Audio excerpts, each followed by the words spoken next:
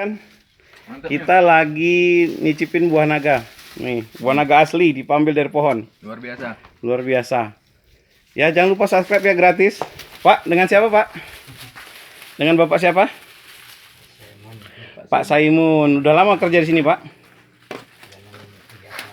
Oh, alhamdulillah, Pak ya. Tanah yang awalnya tandus jadi menghasilkan ya, Pak. Ini di desa apa, Pak? Bukit Alim ya, Kecamatan Longkip ya. Pak, setiap bulan panen ya? Berapa, Pak, sekali panen dengan luasan 10 hektar, Pak ya? 2,5 ton.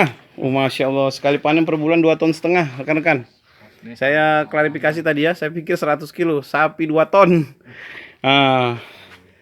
Terima kasih ya, Pak ya. Iya, ini Pak untuk video. Jadi orang banyak kunjung kemari. Terima kasih Pak ya.